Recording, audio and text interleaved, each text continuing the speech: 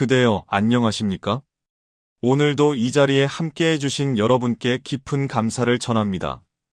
이 순간, 그대의 마음속에는 어떤 바람이 불고 있습니까? 혹시 외로움이라는 이름의 구름이 드리워져 있지는 않습니까? 아니면 세월의 무게가 어깨를 짓누르고 있지는 않습니까? 괜찮습니다. 그 모든 것이 괜찮습니다. 오늘 이 시간, 저는 그대에게 2600년 전 한 깨달은 이가 전했던 지혜를 나누고자 합니다. 그분은 왕궁의 화려함을 뒤로하고 늙음과 병듦과 죽음이라는 인생의 진실을 마주했던 분입니다. 그리고 보리수 아래에서 마침내 발견했습니다. 고통의 끝, 평화의 시작을 말입니다. 나이가 든다는 것은 무엇일까요? 어떤 이는 말합니다. 늙는 것은 잃어가는 과정이라고. 기억력도, 체력도, 사회적 지위도, 심지어 사랑하는 이들과의 친밀함마저 조금씩 멀어진다고 말입니다. 그래서 많은 분들이 나이 들어가는 것을 두려워합니다. 마치 무언가를 빼앗기는 것처럼 느껴지기 때문입니다. 하지만 부처님은 이렇게 말씀하셨습니다. 비움이 곧 채움이니라. 손을 펴야 비로소 하늘을 받을 수 있느니라. 오늘 우리는 함께 걸어가 보겠습니다. 나이가 들수록 오히려 더 자유로워질 수 있는 길을, 고독을 외로움이 아닌 평화로 바꾸는 길을, 그리고 남은 생의 매 순간을 온전히 살아내는 길을 말입니다. 자, 이제 편안히 앉으십시오. 등을 곧게 세우되 긴장은 풀으십시오. 천천히 숨을 들이마시고 천천히 내쉬십시오. 3번만 함께 호흡하겠습니다. 좋습니다. 이제 시작하겠습니다. 늙은 왕의 깨달음. 옛날 겐지스강 근처 작은 왕국이 있었습니다. 그곳의 늙은 왕은 평생 자신의 왕국을 지키고 번영시키기 위해 애썼습니다. 전쟁터를 누비며 영토를 넓혔고 궁전을 화려하게 꾸몄으며 백성들에게 정의로운 왕으로 기억되고자 노력했습니다. 하지만 세월은 누구에게나 공평합니다. 어느 날 왕은 거울 속 자신의 모습을 보고 깜짝 놀랐습니다. 백발이 성성하고 주름이 깊게 패였으며 한때 강했던 두 팔은 가늘어져 있었습니다. 그는 문득 깨달았습니다. 아, 이 모든 것이 언젠가는 다른 이의 손으로 넘어가겠구나. 왕은 부처님을 찾아갔습니다. 그리고 물었습니다. 세존이시여, 저는 평생 이 왕국을 지키기 위해 살았습니다. 그런데 이제 곧 모든 것을 놓아야 한다고 생각하니 견딜 수 없이 허무합니다. 어찌해야 합니까? 부처님은 잔잔히 미소 지으시며 말씀하셨습니다. 대왕이시여, 그대는 지금 무엇을 쥐고 계십니까? 왕은 자신의 손을 내려다보았습니다. 왕호를 꽉 쥐고 있었습니다. 이것은 제 왕권의 상징입니다. 그렇다면 한번 놓아보십시오. 왕은 머뭇거렸지만 왕호를 바닥에 내려놓았습니다. 그 순간 묘한 일이 일어났습니다. 손이 가벼워지자 어깨도 가벼워졌고 마음도 한결 가벼워졌습니다. 부처님은 계속 말씀하셨습니다. 대왕이시여, 그대가 쥐고 있던 것은 왕홀이 아니라 두려움이었습니다. 잃을까봐, 빼앗길까봐, 무가치해질까봐 하는 두려움 말입니다. 하지만 보십시오. 왕홀을 놓았다고 해서 그대의 본질이 사라졌습니까? 그대는 여전히 그대입니다. 그대가 붙잡고 있는 것들. 그대여, 우리는 무엇을 붙잡고 살아왔습니까? 어떤 분은 자식에 대한 기대를 붙잡고 계실 것입니다. 내가 이렇게 키워줬는데, 이렇게 희생했는데, 왜 명절에도 오지 않는가? 왜 전화 한 통 제대로 하지 않는가? 이런 생각이 마음속에서 맴돌며 상처가 되고 있지는 않습니까? 어떤 분은 과거의 영광을 붙잡고 계실 것입니다. 내가 예전에는 회사에서 이런 자리에 있었는데, 사람들이 내 말을 존중했는데, 이제는 아무도 나를 기억하지 않는구나. 퇴직 후 명함이 사라지자 자신의 정체성까지 사라진 것 같은 공허한 말입니다. 또 어떤 분은 재산을 붙잡고 계실 것입니다. 이 돈을 잘못 쓰면 어쩌나. 나중에 병원비가 모자라면 어쩌나. 자식들에게 짐이 되면 어쩌나. 돈을 세고 또 세며 불안해하는 밤들 말입니다. 이 모든 것이 자연스러운 마음입니다. 우리는 인간입니다. 사랑하고 기대하고 걱정하는 것이 당연합니다. 하지만 부처님은 우리에게 묻습니다. 그대가 붙잡고 있는 그것이 정말 그대의 것입니까? 자식은 우리 소유가 아닙니다. 경전에 이런 이야기가 있습니다. 한 어머니가 부처님께 달려왔습니다. 어린 아들이 병으로 죽었기 때문입니다. 어머니는 아들의 시신을 안고 울부짖으며 말했습니다. 세존이시여, 제발 제 아들을 살려주십시오.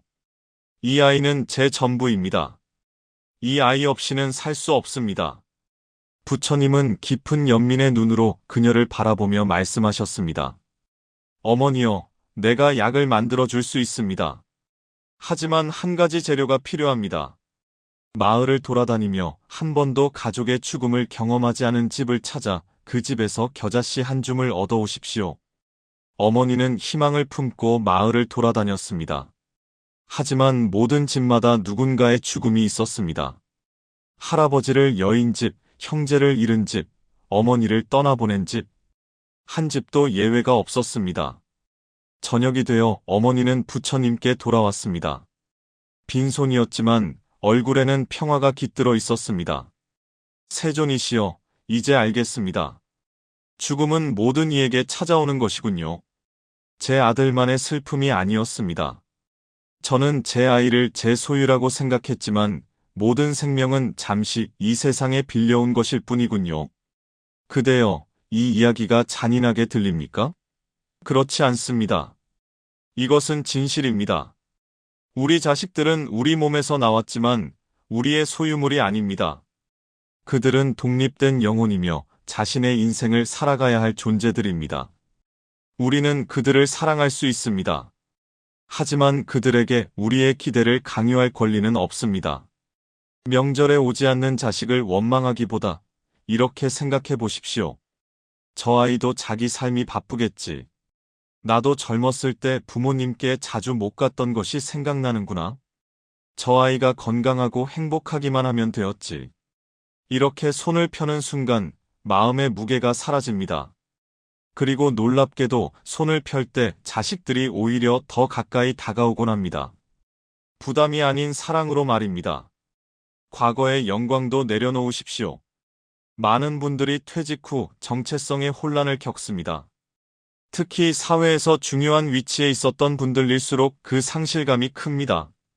나는 30년간 부장으로 이사로 일했는데, 나는 학교에서 존경받는 교사였는데, 나는 사업을 성공시켜 많은 사람을 먹여 살렸는데, 이 모든 것이 자랑스러운 일입니다. 정말로 그렇습니다. 그대는 훌륭한 일을 해냈습니다. 하지만 이제는 물어볼 때입니다. 그 직함이 진짜 나였습니까? 아니면 내가 잠시 맡았던 역할이었습니까? 부처님은 이런 비유를 들려주셨습니다. 배우가 무대에서 왕 역할을 맡아 훌륭한 연기를 펼칩니다. 관객들은 박수를 보냅니다. 하지만 연극이 끝나고 분장을 지우면 그는 더 이상 왕이 아닙니다. 그렇다고 해서 그의 가치가 떨어집니까? 아닙니다. 그는 여전히 그 자신이며 이제 다른 역할을 준비할 수 있습니다. 그대여, 그대의 직함은 역할이었습니다. 그 역할을 훌륭히 해냈다면 이제는 무대에서 내려와 쉴 시간입니다. 그리고 새로운 역할을 찾아볼 시간입니다. 어떤 역할일까요? 손주에게 이야기를 들려주는 할아버지, 할머니의 역할일 수도 있습니다. 동네 공원을 산책하며 꽃과 나무를 관찰하는 자연 탐구자의 역할일 수도 있습니다. 오랫동안 미뤄두었던 책을 읽는 독서가의 역할일 수도 있습니다. 중요한 것은 과거의 명함이 아니라 지금 이 순간 그대가 누구인가 하는 것입니다. 재산에 대한 집착. 돈 이야기를 해보겠습니다. 이것은 민감한 주제이지만 피할 수 없는 주제이기도 합니다. 많은 어르신들이 재산 때문에 잠을 이루지 못합니다. 이 돈을 어떻게 관리해야 하나? 자식들에게 언제 얼마나 줘야 하나? 사기를 당하면 어쩌나? 이런 걱정들로 가득합니다. 부처님 당시에도 이런 부자가 있었습니다. 그는 엄청난 재산을 모았지만 하루도 편히 자본 적이 없었습니다. 도둑이 들까봐, 자식들이 재산을 노릴까봐, 왕이 몰수해 갈까봐 두려웠습니다. 어느 날 그가 부처님께 물었습니다. 세존이시여, 어떻게 하면 제 재산을 안전하게 지킬 수 있습니까? 부처님은 이렇게 대답하셨습니다. 선남자여, 그대에게 묻겠습니다. 그대가 죽을 때 그 재산을 가져갈 수 있습니까? 아닙니다, 세존이시여. 그렇다면 그것을 정말로 그대의 것이라 할 수 있습니까? 그대는 단지 이 세상에서 잠시 그것을 관리하는 관리인일 뿐입니다. 진정으로 그대의 것은 그대가 베푼 선행과 지혜, 그리고 평화로운 마음뿐입니다. 그대여, 이 말씀을 재산을 모두 버리라는 뜻으로 오해하지 마십시오. 그것이 아닙니다. 노후를 대비하는 것은 지혜로운 일입니다. 필요한 치료를 받고 편안하게 사는 것은 당연한 권리입니다. 하지만 돈에 집착하여 오늘의 평화를 잃어버린다면 그것은 본말이 전도된 것입니다.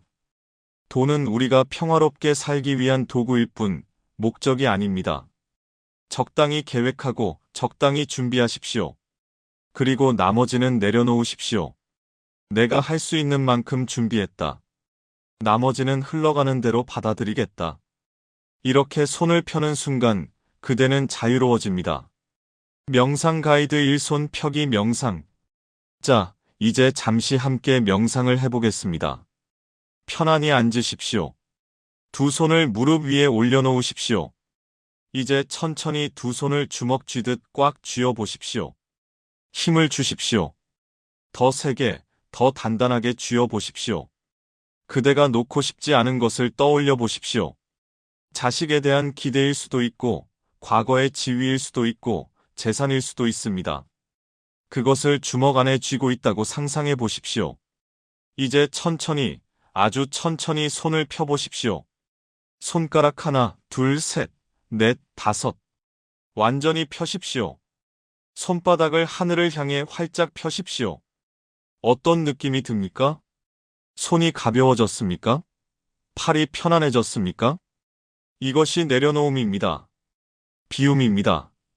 그리고 놀랍게도 펼친 손바닥에는 이제 무엇이든 받아들일 준비가 되어 있습니다. 햇살도, 빗방울도, 누군가의 따뜻한 손길도 말입니다. 천천히 숨을 쉬십시오. 들숨에 나는 내려놓습니다 라고 마음속으로 말하십시오. 날숨에 나는 자유롭습니다 라고 말하십시오. 3번만 반복하겠습니다. 좋습니다. 천천히 눈을 뜨십시오. 혼자라는 것의 의미. 그대여, 혼자 계십니까? 어쩌면 이 영상을 지금 혼자 보고 계실지도 모르겠습니다. 조용한 방 안에서 아무도 곁에 없이 말입니다. 어떤 느낌이 드십니까? 외롭습니까? 아니면 평온합니까? 많은 분들이 혼자 있는 것을 두려워합니다. 특히 평생 누군가와 함께 살아온 분들은 더욱 그렇습니다. 배우자가 먼저 세상을 떠났거나, 자식들이 멀리 떠나 독립했거나, 친구들이 하나둘 연락이 끊기면서 갑자기 고요한 집 안에 혼자 남겨진 것 같은 느낌 말입니다. 저녁을 차려놓고 혼자 먹을 때의 적막함, 텔레비전을 틀어놓아도 채워지지 않는 공허함, 밤이 되면 더욱 짙어지는 고독감. 하지만 부처님은 말씀하셨습니다. 고독은 외로움이 아니니라. 고독은 자유이니라. 부처님의 고독. 부처님도 혼자였습니다. 깨달음을 얻기 위해 출가했을 때 그는 왕궁을 떠나 홀로 숲으로 들어갔습니다. 아버지도 아내도 갓 태어난 아들도 뒤에 두고 말입니다. 처음에는 5명의 수행자와 함께 고행을 했지만 부처님이 극단적인 고행을 그만두자 그들마저 떠나갔습니다. 완전히 혼자 남겨진 것입니다. 그날 밤 보리수 아래 앉은 부처님은 완전한 고독 속에 있었습니다. 주변에는 아무도 없었습니다. 도와줄 스승도, 격려해줄 친구도, 손 내밀어줄 가족도 없었습니다. 하지만 그 고독 속에서 부처님은 깨달았습니다. 나는 혼자가 아니다. 나는 온 우주와 함께 있다. 나무들이 바람에 흔들리는 소리, 멀리서 들려오는 시냇물 소리, 밤하늘의 총총한 별들, 땅 위를 기어가는 작은 벌레까지 모든 것이 함께 숨쉬고 있었습니다. 부처님은 더 이상 외롭지 않았습니다. 왜냐하면 분리된 나라는 생각에서 벗어났기 때문입니다. 외로움과 고독의 차이. 그대여, 외로움과 고독은 다릅니다. 외로움은 누군가가 함께 있어주기를 바라는 마음입니다. 누군가 나를 찾아주었으면, 누군가 나와 대화해 주었으면, 누군가 나를 필요로 해주었으면 하는 갈망입니다. 이것은 밖을 향한 마음입니다. 하지만 고독은 다릅니다. 고독은 온전히 나 자신과 함께 있는 상태입니다. 누군가를 필요로 하지 않아도, 무언가를 채우려 하지 않아도, 그저 지금 이 순간 존재하는 것만으로 충분한 상태입니다. 경전에 이런 구절이 있습니다. 홀로 있되 외롭지 않고 고요하되 적막하지 않으며 말없되 침묵하지 않는 자, 그가 진정한 수행자니라. 어떻게 혼자 있으면서도 외롭지 않을 수 있을까요? 내면의 풍요로움. 한 노스님이 깊은 산속 암자에서 20년을 혼자 지냈습니다. 어느 날 젊은 수행자가 찾아와 물었습니다. 스님, 이렇게 오랜 세월 혼자 계시면 외롭지 않으십니까? 노스님은 미소 지으며 대답했습니다. 외롭다고? 나는 하루도 혼자인 적이 없네. 아침에는 새들이 찾아와 노래를 들려주고, 낮에는 바람이 와서 이야기를 하고, 저녁에는 달이 와서 함께 차를 마시지. 밤에는 별들이 와서 옛 이야기를 들려주고. 어찌 외롭겠는가? 젊은 수행자는 고개를 갸웃거렸습니다. 하지만 그것들은 사람이 아니지 않습니까? 노스님이 대답했습니다. 사람만이 동반자가 아니네. 모든 존재가 서로 연결되어 있다는 것을 알면 우주 전체가 그대의 친구가 되지. 그대여, 이 이야기가 추상적으로 들립니까? 그렇다면 이렇게 해보십시오. 실천 혼자 있는 시간을 즐기는 법. 오늘 저녁 혼자 식사를 하게 된다면 이렇게 해보십시오. 식탁에 앉기 전에 잠시 멈추십시오. 그리고 눈앞의 음식을 바라보십시오. 밥 한 그릇이 있습니다. 이 쌀은 어디서 왔을까요? 누군가 땡볕 아래서 모를 심었을 것입니다. 비가 내렸고 햇살이 비쳤고 계절이 바뀌었습니다. 농부가 수확했고 도정소에서 정리했고 가게에 실려왔습니다. 수많은 손길과 자연의 순환이 이 밥 한 그릇 안에 담겨 있습니다. 국이 있습니다. 미역은 바다에서 왔습니다. 파도가 흔들고 해류가 키웠습니다. 누군가 바닷속에 들어가 채취했을 것입니다. 김치가 있습니다.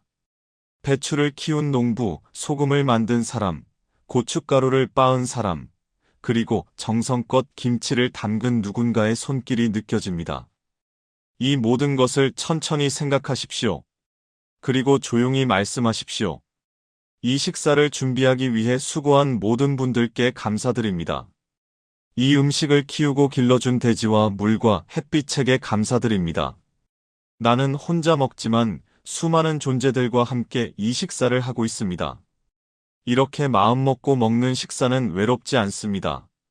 한 숟가락 뜰 때마다 우주 전체와 연결되어 있음을 느낄 수 있습니다. 산책의 명상. 혼자 산책을 나가보십시오. 공원이든 동네 뒷산이든 아파트 단지든 상관없습니다. 걸으면서 주변을 관찰해 보십시오. 정말로 관찰하는 것입니다. 스쳐 지나가듯 보지 말고 멈춰서서 자세히 들여다보십시오. 나무 한 그루를 보십시오. 껍질의 질감을 보십시오. 어떤 무늬가 있습니까? 이끼가 자라고 있습니까? 가지는 어느 방향으로 뻗어 있습니까? 잎사귀를 보십시오. 바람에 흔들리는 모습을 보십시오. 햇빛이 잎을 통과하며 만드는 그림자를 보십시오. 발밑의 흙을 보십시오. 작은 돌멩이들, 풀잎들, 혹시 개미가 지나가고 있지는 않습니까? 하늘을 보십시오. 구름의 모양을 보십시오. 저 구름은 어디서 와서 어디로 가는 것일까요? 이렇게 관찰하다 보면 놀라운 일이 일어납니다. 그대는 더 이상 혼자가 아닙니다. 온 세상이 그대에게 말을 걸고 있습니다. 침묵 속의 대화. 부처님은 때때로 침묵 속에 머물렀습니다. 아무 말도 하지 않고 며칠씩 고요히 앉아 계셨습니다. 제자들이 물었습니다. 세존이시여, 왜 말씀하지 않으십니까? 부처님은 미소만 지으셨습니다. 나중에 한 제자가 깨달았습니다. 아, 스승님은 침묵으로 말씀하고 계신 것이구나. 그대여, 침묵을 두려워하지 마십시오. 우리 사회는 너무 시끄럽습니다. 텔레비전은 쉬지 않고 떠들고, 라디오는 계속 노래를 틀고, 사람들은 끊임없이 수다를 떱니다. 침묵이 오면 사람들은 불안해합니다. 무언가로 그 공백을 채워야 한다고 생각합니다. 하지만 침묵이야말로 가장 풍요로운 순간입니다. 침묵 속에서 우리는 비로소 자신의 내면을 들을 수 있습니다. 마음의 소리, 몸의 소리, 영혼의 소리를 들을 수 있습니다. 오늘 하루 30분만이라도 완전한 침묵 속에 머물러 보십시오. 텔레비전을 끄십시오. 라디오를 끄십시오. 휴대전화를 치우십시오. 그냥 앉아 계십시오. 아무것도 하지 마십시오. 처음에는 불편할 것입니다. 뭔가 해야 하는데, 이렇게 가만히 있으면 안 되는데 하는 생각이 들 것입니다. 괜찮습니다. 그 불편함을 그대로 느껴보십시오. 조금 지나면 놀라운 일이 일어납니다. 마음이 차분해집니다. 호흡이 깊어집니다. 어깨의 긴장이 풀립니다. 그리고 그대는 깨닫습니다. 아, 나는 아무것도 하지 않아도 괜찮구나. 그냥 존재하는 것만으로도 충분하구나. 고독 속에서 발견하는 진정한 자아경전에 이런 이야기가 전해집니다. 한 수행자가 깊은 숲 속에서 홀로 수행하고 있었습니다. 그는 처음에는 외로움에 견디기 힘들었습니다. 밤마다 고향 생각, 가족 생각에 눈물을 흘렸습니다. 어느 날 밤, 그는 더 이상 견딜 수 없어 짐을 싸서 떠나려 했습니다. 그런데 바로 그 순간, 달빛이 나뭇가지 사이로 비쳐 들어왔습니다. 그 빛이 너무나 아름다워 그는 발걸음을 멈추고 바라보았습니다. 그리고 문득 깨달았습니다. 내가 이 아름다움을 볼 수 있는 것은 혼자이기 때문이구나. 누군가와 함께 있었다면 대화에 정신이 팔려 이 달빛을 보지 못했을 것이다. 그날 이후 그는 고독을 다르게 보기 시작했습니다. 고독은 잃어버린 것이 아니라 얻은 것이었습니다. 온전히 자기 자신과 만날 수 있는 귀한 시간이었습니다. 그대여, 그대는 그대 자신을 얼마나 알고 계십니까? 평생을 누군가의 남편으로, 아내로, 부모로, 직장인으로 살아왔습니다. 항상 누군가의 기대에 부응해야 했고 어떤 역할을 해내야 했습니다. 하지만 이제 혼자 있는 시간이 주어졌습니다. 이것은 저주가 아니라 축복입니다. 비로소 그대는 물을 수 있습니다. 역할을 다 벗어던진 나는 누구인가? 진짜 내가 좋아하는 것은 무엇인가? 나는 정말로 무엇을 원하는가? 이런 질문들은 고독 속에서만 답을 찾을 수 있습니다. 혼자 있을 때 할 수 있는 것들 부처님은 말씀하셨습니다. 고독은 게으름의 핑계가 아니니라. 고독은 내면을 가꾸는 정원이니라. 그대여, 혼자 있는 시간을 어떻게 보내고 계십니까? 어떤 분들은 하루 종일 텔레비전만 봅니다. 드라마를 보고 뉴스를 보고 예능 프로그램을 봅니다. 텔레비전을 끄면 너무 조용해서 불안하기 때문입니다. 하지만 부처님은 권하십니다. 다르게 살아보라고. 첫째, 책을 읽으십시오. 평생 읽고 싶었지만 시간이 없어 못 읽었던 책들이 있지 않습니까? 이제 그 시간이 왔습니다. 천천히 한 줄 한 줄 음미하며 읽으십시오. 서두르지 마십시오. 하루에 한 페이지만 읽어도 됩니다. 중요한 것은 속도가 아니라 깊이입니다. 경전을 읽어보십시오. 금강경이든 법구경이든 수타니파타든 상관없습니다. 옛 성현들의 지혜가 그대의 마음을 밝혀줄 것입니다. 시를 읽어보십시오. 한용운의 님의 침묵, 정지용의 향수, 윤동주의 별 해는 밤. 아름다운 문장들이 그대의 감성을 깨워줄 것입니다. 둘째, 글을 쓰십시오. 일기를 쓰십시오. 오늘 하루 어떤 일이 있었는지, 무슨 생각을 했는지, 어떤 감정을 느꼈는지 기록하십시오. 글을 쓰다 보면 놀라운 일이 일어납니다. 막연했던 생각들이 명확해집니다. 복잡했던 감정들이 정리됩니다. 그리고 무엇보다 그대 자신을 더 깊이 이해하게 됩니다. 자서전을 써보는 것도 좋습니다. 그대의 인생 이야기를 기록하십시오. 어린 시절의 추억, 젊은 날의 열정, 중년의 고투, 그리고 지금의 평화. 이 모든 것이 귀한 이야기입니다. 손주들에게 남겨줄 수 있습니다. 할아버지는, 할머니는 이렇게 살았단다라고 말입니다. 셋째, 손으로 무언가를 만드십시오. 뜨개질을 해보십시오. 한 땀 한 땀 떠가다 보면 마음이 차분해집니다. 목도리가 완성되었을 때의 성취감은 말로 표현할 수 없습니다. 그림을 그려보십시오.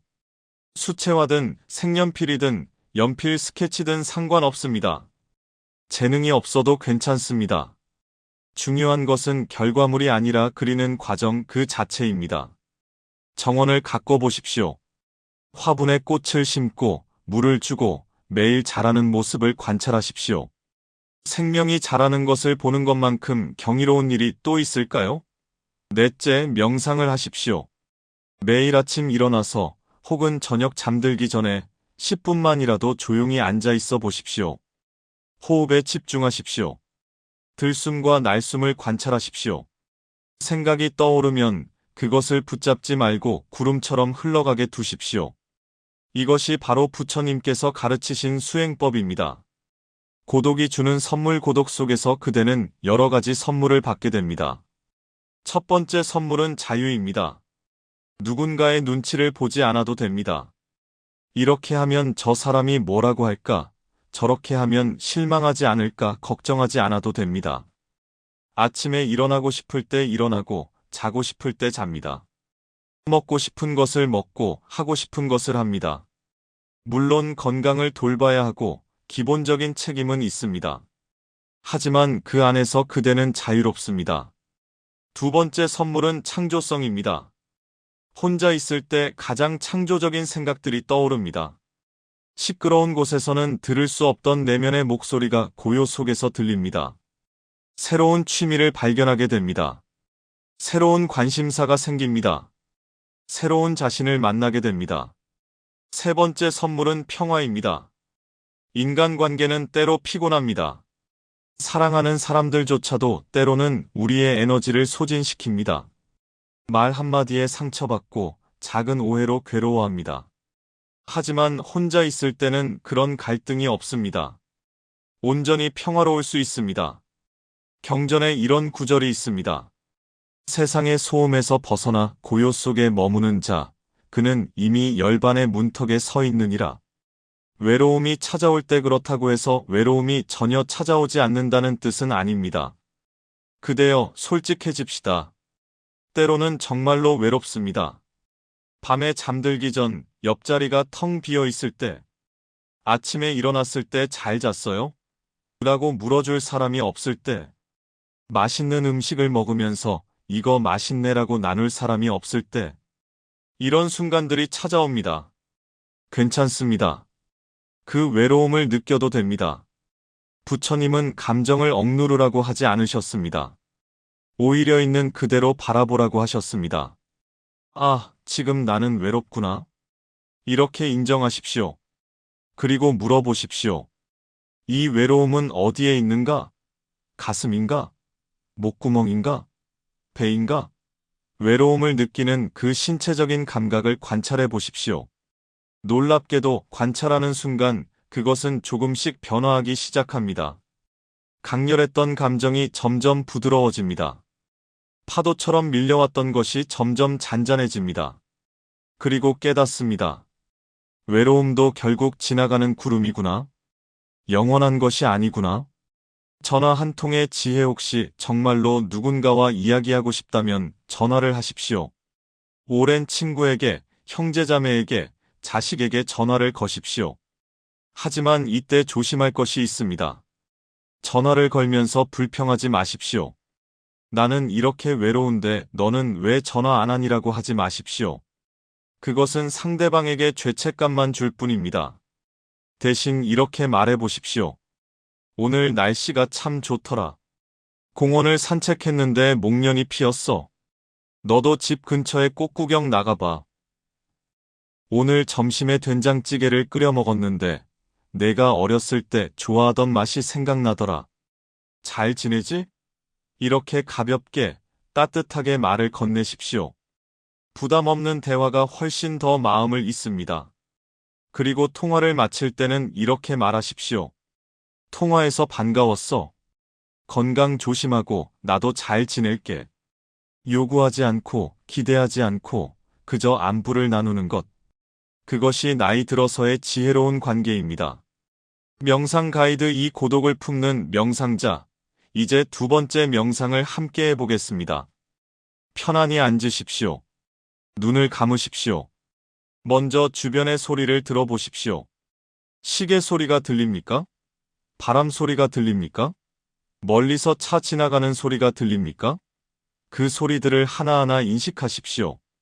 거부하지 말고 그냥 듣기만 하십시오. 이제 그 소리들이 점점 멀어지게 두십시오. 마치 라디오 볼륨을 줄이듯이 말입니다. 완전한 고요 속으로 들어가십시오.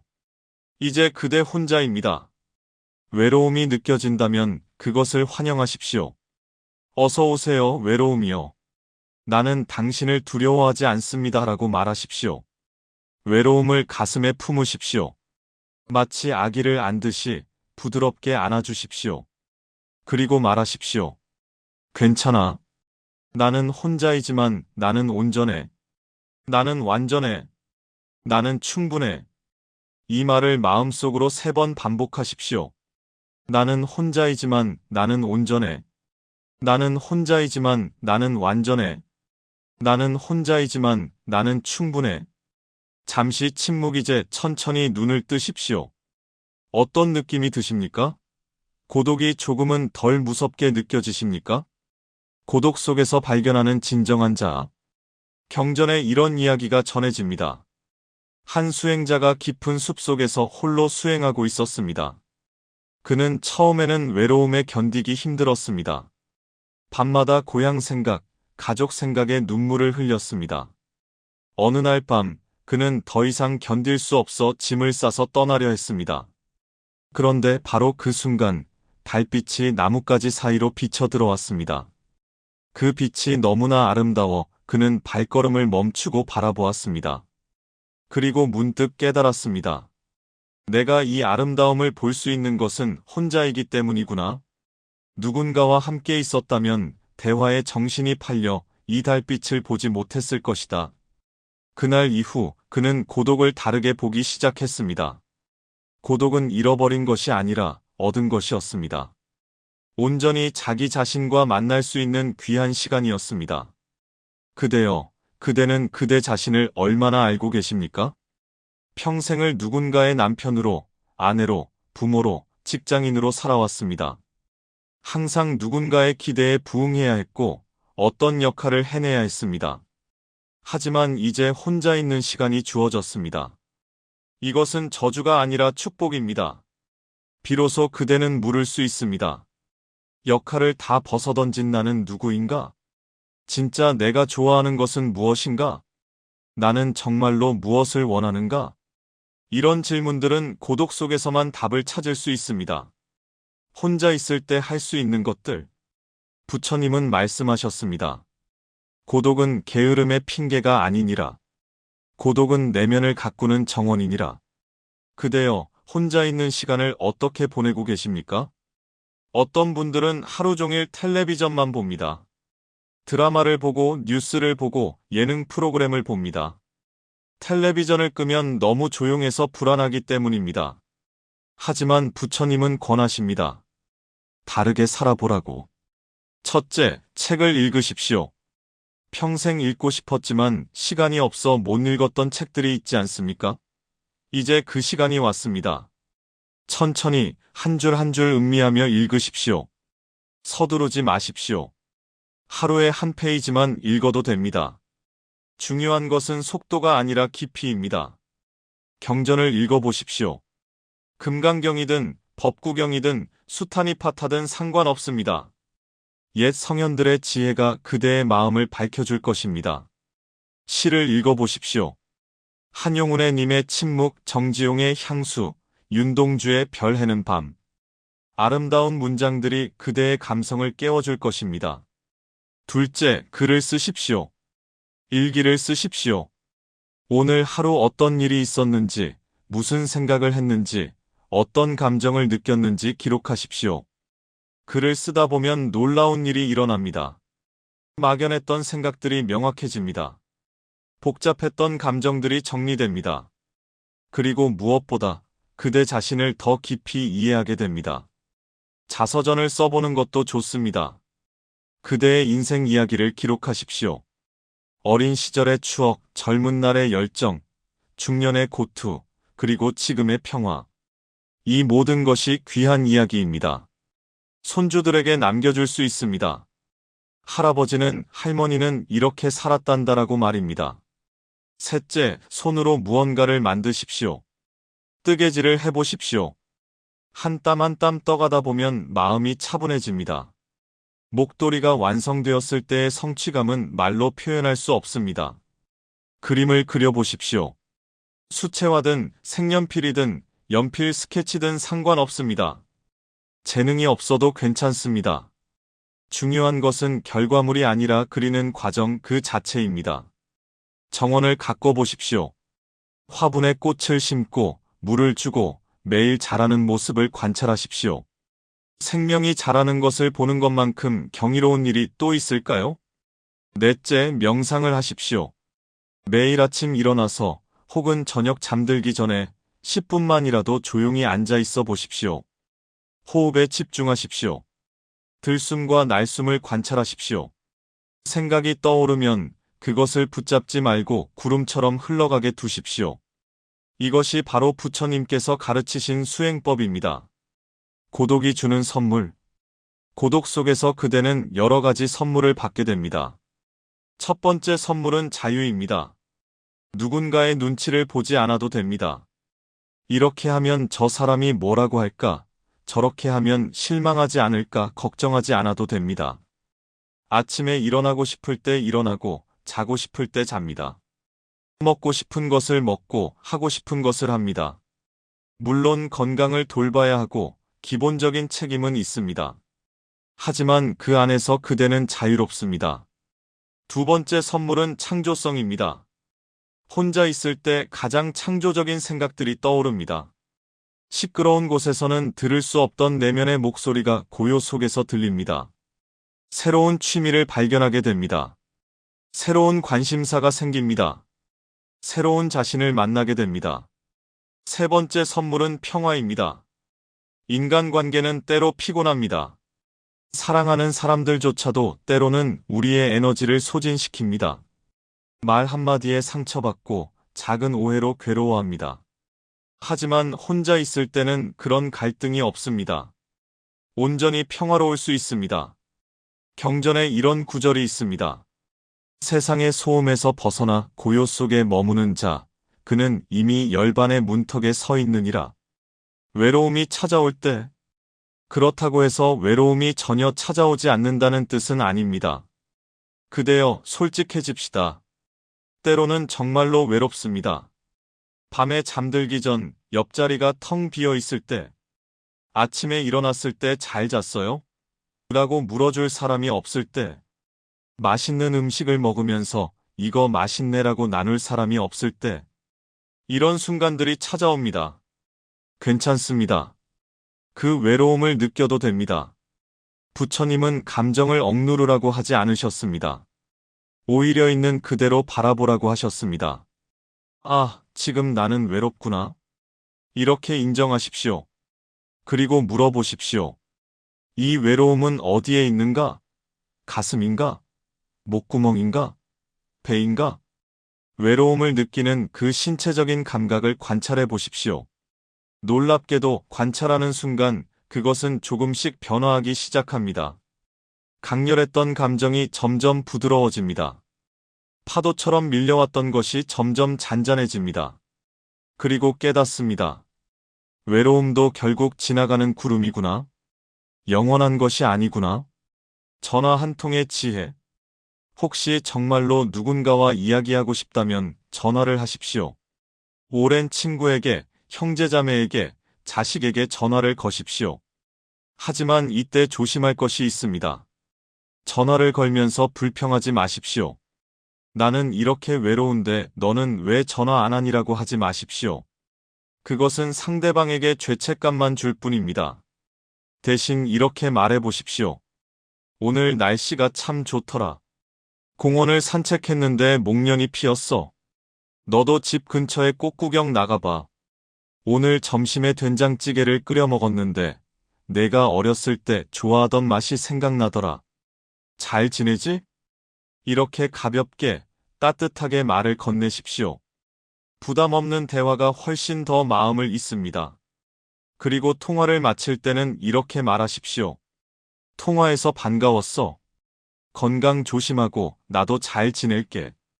요구하지 않고 기대하지 않고 그저 안부를 나누는 것. 그것이 나이 들어서의 지혜로운 관계입니다. 명상 가이드 이 고독을 품는 명상. 자, 이제 두 번째 명상을 함께 해보겠습니다. 편안히 앉으십시오. 눈을 감으십시오. 먼저 주변의 소리를 들어보십시오. 시계 소리가 들립니까? 바람 소리가 들립니까? 멀리서 차 지나가는 소리가 들립니까? 그 소리들을 하나하나 인식하십시오.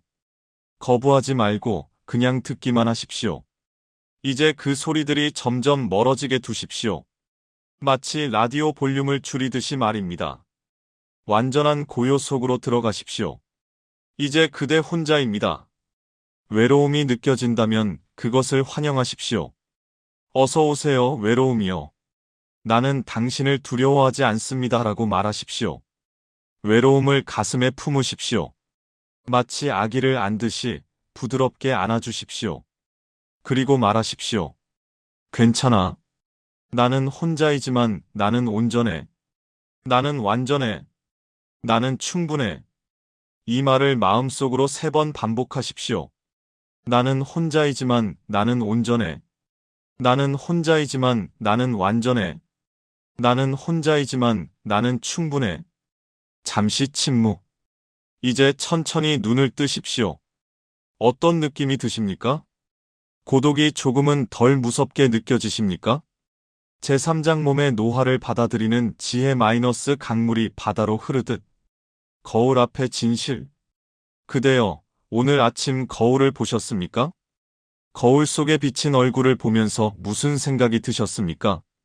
내가 언제 이렇게 늙었나? 주름이 이렇게 깊었나? 머리가 이렇게 휘었나? 많은 분들이 거울을 보는 것을 두려워합니다. 거울은 거짓말을 하지 않기 때문입니다. 거울은 시간의 흔적을 그대로 보여줍니다. 무릎이 아픕니다. 계단을 오르내리기가 힘듭니다. 허리가 구부정해집니다. 눈이 침침해져서 신문을 읽을 때 안경을 써야 합니다. 귀가 어두워져서 텔레비전 소리를 크게 틀어야 합니다. 밤에는 화장실을 자주 갑니다. 잠을 자다가도 3~4번씩 깹니다. 아침에 일어나면 여기저기 쑤십니다. 이것이 늙는다는 것입니다. 그대여, 화가 납니까? 슬픕니까? 아니면 두렵습니까? 부처님도 늙으셨습니다. 많은 분들이 오해합니다. 부처님은 깨달은 분이시니까 늙음과 병듦과 죽음을 초월했을 거라고 말입니다. 아닙니다. 부처님도 늙으셨습니다. 부처님도 병드셨습니다. 그리고 부처님도 돌아가셨습니다. 경전에 이런 장면이 나옵니다. 부처님께서 80세가 되셨을 때의 일입니다. 어느 날 제자 아난다가 부처님을 모시고 걷고 있었습니다. 그런데 부처님께서 갑자기 걸음을 멈추시고는 나무 아래로 가셨습니다. 아난다요, 내가 좀 쉬어야겠구나. 몸이 피곤하구나. 아난다는 놀랐습니다. 부처님께서 피곤하시다니? 부처님은 나무 밑에 앉으시며 말씀하셨습니다. 아난다요, 이 몸은 이미 낡았느니라. 마치 낡은 수레가 가죽끈으로 겨우 엮여 있듯이 나의 몸도 이제 조심스레 유지되고 있을 뿐이니라. 이것이 진실입니다. 부처님조차도 노화를 피하지 못하셨습니다. 하지만 차이가 있습니다. 부처님은 노화에 저항하지 않으셨습니다. 부처님은 노화를 있는 그대로 받아들이셨습니다. 강물의 지혜. 부처님은 자주 이런 비유를 들려주셨습니다. 우리 몸은 강물과 같으니라. 강물을 생각해 보십시오. 강물은 산속 작은 샘에서 시작됩니다. 처음에는 맑고 차갑게 졸졸 흐릅니다. 바위 사이를 뛰어넘고 폭포를 이루며 힘차게 흐릅니다. 이것이 젊음입니다. 점점 아래로 내려오면서 강물은 넓어집니다. 여러 지류가 합쳐지고 물살은 조금씩 느려집니다. 하지만 더욱 깊어지고 넓어집니다. 이것이 중년입니다. 그리고 마침내 강은 바다로 흘러갑니다. 물살은 거의 느껴지지 않을 만큼 느립니다. 하지만 가장 넓고 가장 평온합니다. 이것이 노년입니다. 그대여, 강물에게 물어보십시오. 너는 산속에 있을 때가 좋았니? 아니면 바다로 갈 때가 좋았니? 강물은 대답할 것입니다. 모든 시기가 나의 여정이었습니다. 산속의 맑음도, 중간의 힘참도, 끝의 평온함도 모두 소중했습니다. 우리 몸도 마찬가지입니다. 젊었을 때의 팔팔함도 좋았지만 지금의 느림도 나쁘지 않습니다. 다만 다를 뿐입니다. 몸과 싸우지 마십시오. 많은 분들이 노화와 싸웁니다. 온갖 건강보조식품을 먹습니다. 이것이 좋다더라, 저것이 효과가 있다더라 하며 이것저것 사다가 먹습니다. 운동을 무리하게 합니다. 젊었을 때처럼 해야지 하면서 무릎이 아픈데도 계단을 오르내립니다. 그리고 몸이 말을 듣지 않으면 화를 냅니다. 이 못된 몸아, 왜 내 말을 듣지 않느냐? 그대여, 몸과 싸워서 이길 수 있습니까? 없습니다. 절대로 이길 수 없습니다. 몸은 자연의 법칙을 따릅니다. 봄에 꽃이 피고 가을에 잎이 지듯이 젊어서 튼튼하고 늙어서 약해지는 것은 자연의 순리입니다. 부처님은 말씀하셨습니다. 자연의 법칙에 거역하는 것은 고통의 근원이니라. 순응하는 것이 평화의 길이니라. 그렇다면 어떻게 해야 할까요? 몸을 친구처럼 대하십시오. 상상해 보십시오. 그대에게 80년 혹은 70년, 60년을 함께한 친구가 있다고 말입니다. 평생을 함께 걸어온 친구입니다. 젊었을 때 그 친구는 튼튼했습니다. 밤을 새워도 끄떡없었고 무거운 짐을 들어도 문제 없었습니다. 그대를 위해 열심히 일했습니다. 하지만 이제 그 친구도 늙었습니다. 힘이 약해졌습니다. 쉽게 피곤해합니다. 이때 그대는 어떻게 하겠습니까? 이 쓸모없는 친구야, 왜 예전만 못하냐? 라고 욕하겠습니까? 아니면 그동안 정말 수고 많았어. 이제는 좀 쉬어도 돼. 천천히 가자라고 말하겠습니까? 당연히 후자겠지요. 우리 몸도 마찬가지입니다. 이 몸은 평생 그대를 위해 일해왔습니다. 그대가 먹고 싶은 것을 먹게 해주었고, 가고 싶은 곳을 가게 해주었고, 사랑하는 사람을 안게 해주었습니다. 이제 이 몸이 피곤하다고 말합니다. 쉬고 싶다고 말합니다. 그렇다면 쉬게 해주십시오. 무릎이 아프면 무리하지 마십시오. 천천히 걸으십시오. 엘리베이터를 타십시오. 부끄러워할 일이 아닙니다. 눈이 침침하면 안경을 쓰십시오.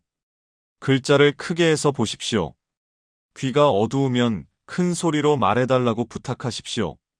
이것은 약함이 아닙니다. 이것은 지혜입니다. 고통과 아픔을 대하는 법. 하지만 단순히 불편한 정도가 아니라 진짜 아픈 경우도 있습니다. 관절염으로 밤마다 통증에 시달리십니까? 당뇨로 음식을 마음대로 먹지 못하십니까? 고혈압 때문에 매일 약을 드십니까? 이런 병들은 노년에 찾아오는 불청객들입니다. 부처님 당시에도 많은 노인들이 병으로 고통받았습니다. 한 노승이 부처님께 와서 물었습니다. 세존이시여, 저는 온몸이 아픕니다. 관절마다 쑤시고 숨쉬기도 힘듭니다. 어떻게 해야 이 고통에서 벗어날 수 있습니까? 부처님은 이렇게 대답하셨습니다. 비구여, 그대는 고통에서 벗어나려고 하는구나. 하지만 고통을 없애려고 하면 할수록 고통은 더 커지느니라. 노승이 놀라며 물었습니다. 그렇다면 어찌해야 합니까? 고통을 관찰하라. 고통과 하나가 되지 말고 고통을 바라보라. 아, 지금 내 무릎에 통증이 있구나. 이것은 통증일 뿐이다. 나는 통증이 아니다라고 말이니라. 이것이 핵심입니다. 우리는 아픔과 우리 자신을 동일시합니다. 나는 아프다라고 말합니다. 하지만 정확히 말하면 내 몸의 일부분이 아픔을 느끼고 있다입니다. 미묘한 차이지만 큰 차이입니다. 한번 시도해 보십시오. 지금 몸 어딘가가 아프다면 그곳에 주의를 기울여 보십시오. 무릎입니까? 허리입니까? 어깨입니까? 그 아픔을 자세히 관찰해 보십시오. 어떤 종류의 아픔입니까? 찌르는 듯한 아픔입니까? 쑤시는 아픔입니까?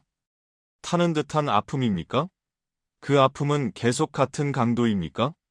아니면 파도처럼 왔다 갔다 합니까? 놀랍게도 아픔을 이렇게 관찰하기 시작하면 신기한 일이 일어납니다. 아픔이 조금씩 객관화됩니다. 나와 아픔 사이에 작은 공간이 생깁니다. 그 공간 속에서 그대는 숨을 쉴 수 있습니다. 아, 내 무릎이 아프구나. 하지만 나는 무릎만이 아니다. 나에게는 팔도 있고, 다리도 있고, 머리도 있고, 마음도 있다. 무릎의 아픔이 나의 전부를 차지할 수는 없다. 이렇게 생각하면 아픔은 여전히 있지만 그것이 그대를 완전히 압도하지는 못합니다. 감사하는 마음 한 걸음 더 나아가 보겠습니다. 이것이 어렵게 들릴 수 있습니다. 하지만 들어보십시오. 아픈 몸에게 감사할 수 있습니까? 뭐라고? 아픈데 감사하라고? 그렇습니다. 이 무릎이 아프기는 하지만 생각해 보십시오. 이 무릎은 그대를 평생 어디든 데려다 주었습니다. 학교에, 직장에, 여행지에, 사랑하는 사람에게로. 수십 년간 그대의 무게를 견뎌주었습니다. 이제 이 무릎이 나 이제 좀 힘들어라고 말하고 있는 것입니다. 화를 낼 일입니까? 아니면 그동안 정말 고마웠어라고 말해줄 일입니까? 눈이 침침합니다. 하지만 이 눈은 평생 얼마나 많은 아름다운 것들을 보여주었습니까? 자식들의 웃는 얼굴, 석양의 노을, 봄날의 벚꽃, 사랑하는 사람의 눈빛. 귀가 어둡습니다. 하지만 이 귀는 평생 얼마나 많은 소중한 소리들을 들려주었습니까? 아기의 첫 울음소리, 사랑해요라는 말, 새들의 지저귀, 빗소리. 이렇게 하나하나 떠올려 보십시오. 그리고 조용히 말해 보십시오. 내 몸이여, 그동안 정말 수고했습니다. 완벽하지 않아도 괜찮습니다. 아파도 괜찮습니다. 그대는 이미 충분히 훌륭했습니다. 이렇게 말하는 순간 무언가가 바뀝니다. 원망이 감사로 바뀝니다. 저항이 수용으로 바뀝니다. 그리고 놀랍게도 마음이 편안해집니다. 병원과 약에 대하여 물론 아픈 것을 그냥 방치하라는 말이 아닙니다. 부처님은 실용적인 분이셨습니다. 병이 있으면 치료를 받으라고 하셨습니다. 몸은 수행의 도구니라. 함부로 다루지 말고 적절히 돌보라. 무릎이 아프면 의사에게 가십시오. 약이 필요하면 약을 드십시오. 물리치료가 도움이 되면 받으십시오. 하지만 집착하지는 마십시오. 어떤 분들은 병원을 떠나지 못합니다. 이 병원 저 병원을 전전하며 왜 나를 고쳐주지 못하느냐고 화를 냅니다. 수십 가지 약을 먹으면서도 왜 낫지 않느냐고 불평합니다. 그대여, 의사는 최선을 다할 뿐입니다. 하지만 의사도 자연의 법칙을 거스를 수는 없습니다. 80세의 무릎이 20세의 무릎처럼 될 수는 없습니다. 약은 통증을 줄여줄 수 있지만 시간을 되돌릴 수는 없습니다. 이것을 받아들이십시오. 치료는 받되 결과에 집착하지 마십시오. 나아지면 감사하고 나아지지 않아도 받아들이십시오. 죽음에 대한 생각 노화를 이야기하다 보면 결국 죽음 이야기로 이어집니다. 많은 분들이 죽음을 두려워합니다. 말로 꺼내기조차 꺼립니다. 하지만 부처님은 죽음에 대해 자주 말씀하셨습니다. 죽음을 외면하는 것이 아니라 똑바로 바라보라고 하셨습니다. 죽음을 기억하는 자는 매 순간을 귀하게 여기느니라. 부처님께서 돌아가시기 며칠 전의 일입니다. 제자들이 슬퍼하며 물었습니다. 세존이시여, 저희를 두고 어찌 가십니까? 저희는 어찌하란 말입니까? 부처님은 평온하게 말씀하셨습니다. 안 한다여, 슬퍼하지 마라. 만남이 있으면 헤어짐이 있는 법이니라. 태어난 것은 반드시 죽느니라. 이것이 자연의 이치이니라. 그리고 덧붙이셨습니다. 나는 이제 간다. 하지만 진리는 남아있느니라. 내가 가르친 법을 따라 살아간다면 나는 항상 그대들과 함께 있느니라. 그대여, 죽음은 끝이 아닙니다. 강물이 바다로 흘러가듯이 우리도 큰 흐름 속으로 돌아가는 것입니다. 두려워할 일이 아닙니다. 매일 작은 죽음을 연습하기 부처님은 이런 가르침을 주셨습니다. 매일 밤 잠들 때 작은 죽음을 연습하라. 무슨 뜻일까요? 밤에 잠자리에 누울 때 이렇게 생각해 보십시오. 오늘 하루가 지나갔다. 오늘의 나는 이제 죽는다. 내일 아침 깨어나면 새로운 나가 태어날 것이다. 실제로 우리 몸의 세포들은 매일 죽고 새로 태어납니다. 어제의 우리와 오늘의 우리는 정확히 같은 존재가 아닙니다. 매일 밤 그대는 죽습니다. 그리고 매일 아침 그대는 다시 태어납니다. 이것을 의식적으로 연습하십시오. 잠들기 전에 하루를 돌아보십시오. 오늘 나는 무엇을 했는가? 누구를 만났는가? 무슨 말을 했는가? 좋은 일을 했는가? 누군가에게 상처를 주지는 않았는가? 후회되는 일이 있다면 마음속으로 용서를 구하십시오. 미안합니다. 용서해 주십시오. 감사한 일이 있다면 감사를 표하십시오. 감사합니다. 그리고 모든 것을 내려놓으십시오. 오늘 하루 내가 할 수 있는 일은 다 했다. 이제 편히 쉬겠다. 그리고 잠이 드십시오. 이것이 작은 죽음의 연습입니다. 매일 밤 이렇게 연습하다 보면 진짜 죽음이 왔을 때도 두렵지 않습니다. 이미 수천 번 연습했기 때문입니다. 아, 이것이구나. 이제 긴 잠에 들어가는구나. 괜찮다. 나는 준비되어 있다. 아름답게 늙어가기 늙는다는 것은 추한 일이 아닙니다. 그대여, 늙은 나무를 보십시오. 오래된 소나무, 수백 년 된 은행나무를 보십시오. 그들은 추합니까? 아닙니다. 그들은 장엄합니다. 굵은 몸통에 새겨진 세월의 흔적, 구불구불한 가지들, 깊이 박힌 뿌리. 이 모든 것이 아름답습니다. 젊은 나무는 곱고 매끄럽지만 늙은 나무에는 이야기가 있습니다. 폭풍을 견뎌낸 이야기, 가뭄을 이겨낸 이야기, 수많은 계절을 지나온 이야기가 나무 전체에 새겨져 있습니다. 그대도 마찬가지입니다. 그대 얼굴의 주름은 추한 것이 아닙니다. 그것은 그대가 살아온 증거입니다. 눈가의 주름은 그대가 얼마나 많이 웃었는지 보여줍니다. 이마의 주름은 그대가 얼마나 많이 생각했는지 보여줍니다. 입가의 주름은 그대가 얼마나 많은 말을 했는지, 얼마나 많은 음식을 먹었는지, 얼마나 많이 살아왔는지 보여줍니다. 손의 주름, 목의 주름, 모든 것이 그대의 역사입니다. 부끄러워하지 마십시오. 오히려 당당하십시오. 나는 이렇게 살아왔습니다. 이 주름 하나하나가 나의 훈장입니다. 명상 가이드 삼몸에게 감사하는 명상 이제 세 번째 명상을 함께 하겠습니다. 편안히 앉거나 누우십시오. 눈을 감으십시오. 먼저 발부터 시작하겠습니다. 발가락을 의식하십시오. 발가락에 주의를 기울이십시오. 마음속으로 말하십시오. 내 발가락이여, 평생 나를 지탱해 주어서 고맙습니다. 이제 발바닥으로 주의를 옮기십시오. 내 발바닥이여, 평생 땅을 밟고 걸어주어서 고맙습니다. 발목, 종아리, 무릎, 허벅지로 천천히 올라가십시오. 각 부분에 이르면 감사를 표하십시오. 내 무릎이여, 지금은 아프지만 평생 나를 어디든 데려다 주어서 고맙습니다. 배, 가슴, 등으로 이어가십시오. 내 심장이여, 한 번도 쉬지 않고 뛰어주어서 고맙습니다. 내 폐여, 끊임없이 숨쉬게 해주어서 고맙습니다. 팔, 손가락으로 이어가십시오. 내 손이여, 수많은 일을 해주어서 고맙습니다. 사랑하는 사람을 안아주어서 고맙습니다. 목, 얼굴, 머리로 마무리하십시오. 내 눈이여, 세상의 아름다움을 보여주어서 고맙습니다. 내 귀여, 소리를 들려주어서 고맙습니다. 내 입이여, 맛을 느끼게 해주고 말을 할 수 있게 해주어서 고맙습니다. 마지막으로 온몸 전체를 느껴보십시오. 내 몸이여, 정말 정말 고맙습니다. 그대는 평생 최선을 다했습니다. 완벽하지 않아도 괜찮습니다. 그대는 이미 충분히 훌륭합니다. 천천히 눈을 뜨십시오. 몸이 조금 더 가볍게 느껴지십니까? 말이 주는 상처. 그대여, 요즘 누군가의 말에 상처받으신 적이 있습니까?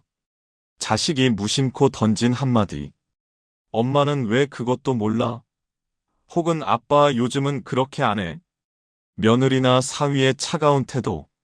명절에 건성으로 인사하고 곧바로 휴대전화만 보는 모습. 친구의 자랑. 우리 아들이 승진했어. 우리 딸이 외국에 나갔어. 그 말을 들으며 비교하게 되는 자신의 처지. 혹은 젊은 사람들의 무시. 버스에서 자리를 양보받을 때 느끼는 미묘한 감정. 나는 이제 늙은이구나. 양보받아야 할 사람이구나. 말은 칼보다 날카롭습니다. 몸의 상처는 시간이 지나면 아물지만 마음의 상처는 오래갑니다. 부처님 당시에도 이런 일이 있었습니다. 화살의 비유. 한 남자가 부처님을 찾아왔습니다. 그는 몹시 화가 나 있었습니다. 세존이시여, 저는 참을 수가 없습니다. 제 아내가 저를 무시합니다. 제 자식들이 저를 우습게 합니다. 이웃 사람들이 제 뒤에서 수군댑니다. 어찌하면 좋습니까? 부처님은 잠시 침묵하시다가 물으셨습니다. 선남자여, 만약 누군가 그대에게 화살을 쏜다면 그대는 어떻게 하겠는가? 당연히 피하겠습니다. 좋다. 그런데 그 화살이 그대를 맞췄다고 하자. 그대는 어떻게 하겠는가? 화살을 빼고 상처를 치료하겠습니다. 그렇다. 그런데 그대는 지금 무엇을 하고 있는가? 남자가 어리둥절해하자 부처님은 계속 말씀하셨습니다. 누군가 그대에게 못된 말을 했다. 그것이 첫 번째 화살이다. 그것은 이미 그대를 맞췄다. 아프다. 하지만 그대는 거기서 멈추지 않았다. 그대는 계속 그 말을 되새기고 분노하고 왜 나한테 그런 말을 했을까 생각한다. 이것이 두 번째 화살이다. 그대 스스로 쏘는 화살이다. 첫 번째 화살은 피할 수 없을 때가 있다. 하지만 두 번째 화살은 피할 수 있다. 그것은 그대 자신이 쏘는 것이기 때문이다. 그대여, 이 말씀을 깊이 새기십시오. 누군가 그대에게 상처 주는 말을 했습니다. 그것은 첫 번째 화살입니다. 이미 맞았습니다. 아픕니다. 하지만 그대가 그 말을 밤새 되새기고 분노하고 원망한다면 그것은 두 번째 화살입니다. 그리고 그것은 그대 스스로 쏘는 것입니다. 반응하지 않는 연습. 그렇다면 어떻게 두 번째 화살을 쏘지 않을 수 있을까요? 부처님은 이렇게 가르치셨습니다. 듣되 반응하지 마라. 쉽지 않은 일입니다. 우리는 평생 반응하며 살아왔습니다. 누가 뭐라고 하면 즉각 대응했습니다. 나는 그렇지 않아. 왜 나한테 그런 말을 해? 네가 뭔데 나한테 그래? 하지만 나이가 들면 이제는 다르게 살 수 있습니다. 자식이 엄마는 왜 그것도 몰라? 라고 합니다. 예전 같으면 내가 너를 키우느라 공부할 시간이 있었니? 라고 대꾸했을 것입니다. 하지만 이제는 잠시 멈추십시오. 숨을 한번 들이마시고 내쉬십시오. 그리고 생각하십시오. 저 아이는 바쁜가 보구나. 스트레스를 받았나 보구나. 그래서 무심코 저런 말이 나온 거겠지. 나를 무시하려는 의도는 아니었을 거야. 그리고 부드럽게 대답하십시오. 그래, 엄마가 잘 몰라서 미안하구나. 천천히 알려줄래? 이렇게 반응하면 상황이 완전히 달라집니다. 자식은 오히려 미안해합니다. 아, 제가 너무했네요. 죄송해요, 엄마. 갈등이 확대되지 않습니다. 평화가 유지됩니다. 침묵의 힘. 부처님은 때때로 말씀하지 않으셨습니다. 누군가 부처님을 비난하거나 욕할 때도 부처님은 그저 조용히 앉아 계셨습니다. 한 번은 한 바라문이 부처님 앞에서 온갖 욕설을 퍼부었습니다. 한참을 욕하고 나서야 그가 멈췄습니다. 부처님은 잔잔히 물으셨습니다. 다 하셨습니까? 바라문이 당황하며 대답했습니다. 네. 부처님이 다시 물으셨습니다. 만약 누군가 그대에게 선물을 주는데 그대가 그것을 받지 않는다면 그 선물은 누구의 것이 됩니까? 당연히 준 사람의 것이지요. 그렇습니다. 그대는 지금 나에게 욕이라는 선물을 주었습니다. 하지만 나는 그것을 받지 않았습니다. 그러므로 그 욕은 여전히 그대의 것입니다. 가져가십시오. 바라문은 아무 말도 하지 못하고 돌아갔습니다. 그대여, 누군가 그대에게 못된 말을 할 때 그것을 받아들일 의무는 없습니다. 그냥 지나가게 두십시오. 마치 바람이 그대 곁을 스쳐 지나가듯이 말입니다. 말을 아끼는 지혜. 나이가 들면 말을 줄여야 합니다. 젊었을 때는 말을 많이 해도 괜찮았습니다. 하지만 이제는 말을 아껴야 합니다. 왜냐하면 말이 많으면 실수가 많아지기 때문입니다. 내가 젊었을 때는 말이야. 이런 말을 자주 하게 됩니다. 젊은 사람들은 이런 말을 듣기 싫어합니다. 꼰대라고 생각합니다.